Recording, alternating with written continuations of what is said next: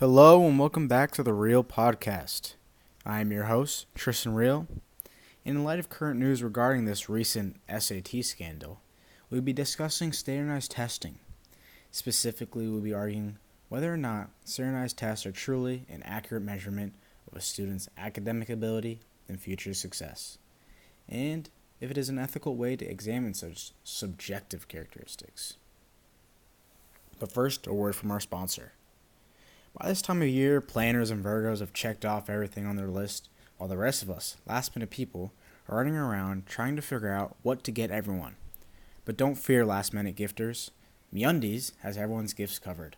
Free shipping, no buts about it. The underwear comes in all sizes. There are plenty of brand new products, and the options are endless. And did I mention the underwear are super cozy? I mean it. I have some on right now. You can buy some MeUndies underwear at MeUndies.com. That is MEUNDIES.com. MeUndies.com. Now back to the podcast. I'd first like to give some background information about the recent college admission scandal and, of course, the relationship to standardized testing, because there definitely is one.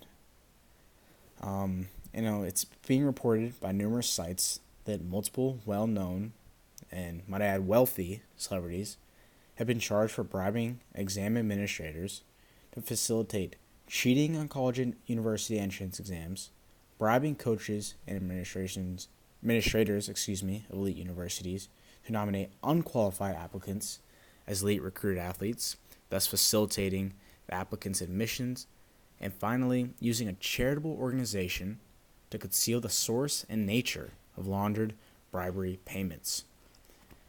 That's word for word, the charges, and those basically mean that parents bribed SAT and ACT proctors to allow their children to cheat on the tests. They bribed college coaches to recruit their children as athletes, even though they obviously weren't, so that they would be accepted into some schools, and the parents, coaches, schools, or whoever, I'm not sure, created charitable organizations, to hide the laundered money. I mean, some of the parents include Lori Loughlin and Felicity Huffman, and the schools which are involved are, crazy. They're prestigious, obviously. Yale, Stanford, and USC, all well-known, highly rated schools. But, yeah, so there we are.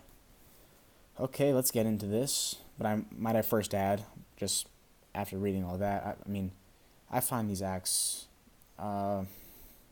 disgraceful. I know it's a harsh word, but that's how I find it. Not solely based off what the parents did, but what the colleges did. How could they allow something like this to occur? However, it does help to shed light on the controversial issues plaguing the educational system in America. So, standardized testing, or more specifically the two main college entrance exams, the SAT and the ACT. It does shed light on those two exams, and the issues surrounding them. My initial thoughts are more concerned with corruption, so let's begin there. I think that standardized testing possesses somewhat of a dark underbelly, I guess. We've seen in the past multiple times, not just now, the occurrence of a number of scandals regarding the SAT or ACT, where people with power and wealth have been able to manipulate the system via bribes or however, so that the child will, do better on the exam and subsequently earn acceptance into highly rated universities. It's simply ridiculous to me. I think it's unfair to the students who actually earn their acceptance, but it also highlights the invalidity of the test and whoever administers it. And I just touched on the role of wealth in terms of a relationship with standardized testing and more corruption, but in terms of just wealth, let's move towards that. I think these tests are not actually a test to determine one's academic ability or future success. It seems to me it's more of a test to see who's the wealthiest, who comes from a wealthier background,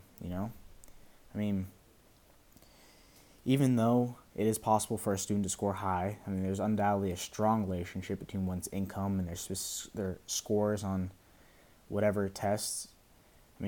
Here, according to an article titled, "Is SAT Tutoring Worth the Cost?" It's written, or I don't know who the author is, but it says that Private SAT tutoring can easily cost $125 a session in major cities like New York, often even more. One upscale Manhattan tutoring company offers private tutoring starting at $195 per 50 minutes. Presumably, if you want more serious scores improvements, you'll schedule tutoring for your child at least once a week for a few months. I mean, with hardly a blink, you could drop 3,000 or more trying to raise your teenager score. And that comes from that article.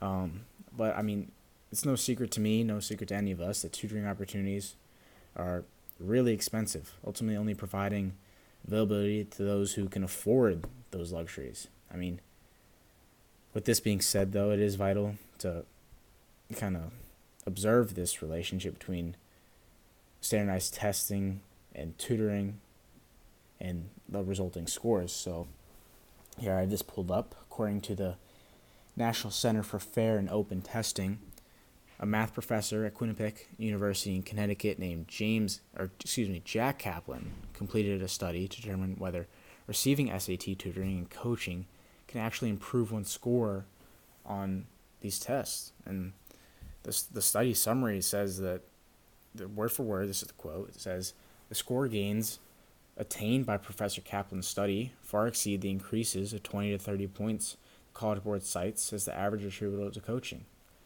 12 students earned SAT and math scores that were 70 or more points higher from the pre to post test. 4 increased their scores by 100 to 120 points, and 1 jumped a whopping 160 points,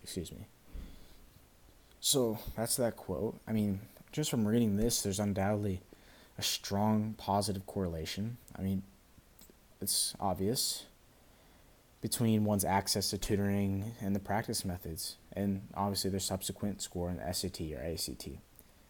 So, I mean, just from the information there, I think it's extremely plausible to conclude that standardized testing is more of an inaccurate measurement, like when it comes to future academic success beyond the high school setting, is mainly just, I think, just a measurement of the test taker's wealth, financial status.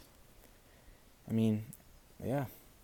Finally, I think race is unfortunately called into question here. When predicting one's performance on standardized tests, not only because of the expenses associated with tutoring, but also because of the wealth distribution that we've seen today in America.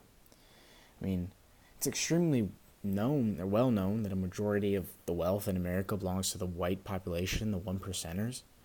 It's reasonable to conclude that whites generally score higher than minority populations because of these luxuries that they can afford, or their access and ability to pay for increasingly costly practice tools. Here we are. I found this. According to the National Center for Education Statistics, on average, students receive a score of 1060 on the SAT. Of the population included in this sample, whites received an average score of 1118, which is the second highest total, only behind the Asian population.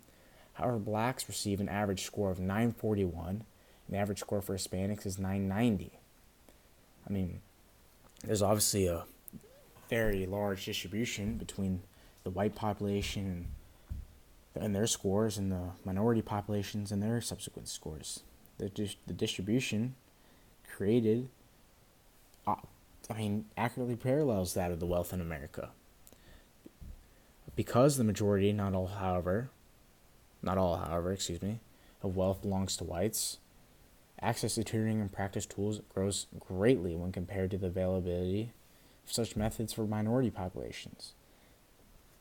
The same can be said when discussing the availability of strong educational programs. Private schools are very expensive. Public schools are free. Most parents would choose to send their kids to public schools, and those parents would definitely fall into the minority categories when comparing that to the wealth distribution. I don't want to make any generalizations, of course, but statistically speaking, that seems to be the trend. So, in many regard private educations as being, more in tune with with what the students need. So, really, though the minority populations populations with lower wealth or lower income are truly at a disadvantage, and ultimately that leads to poor scores on the SAT. And finally, just some final thoughts to wrap this up. I think standardized testing is truly an invalid measurement of a student's academic skill and ability. Instead, it more accurately portrays the wealth a test taker has, who has a larger family income, because that's what really, people who have high incomes tend to do better on these exams, just because of the opportunities they can afford. And because wealth is such a telling factor in relation to one's score, corruption often occurs, like we've seen with the recent scandal, Lori Loughlin, Felicity Huffman, in these prestigious schools. So yeah, excuse me there. Standardized tests, I think, should not be a requirement in college admissions process. I think it's unfair. I think it's inaccurate. Even a number of colleges have stopped using it as a requirement for their admissions process, including Wake Forest, George Washington, to name a few. And ultimately, I think it's redundant. Anyways, guys, my name's Tristan Reale. You just listened to the Reale Podcast. Tune in next week, Monday at 7 o'clock p.m. to hear a new podcast. All right. Thank you, guys. Be safe.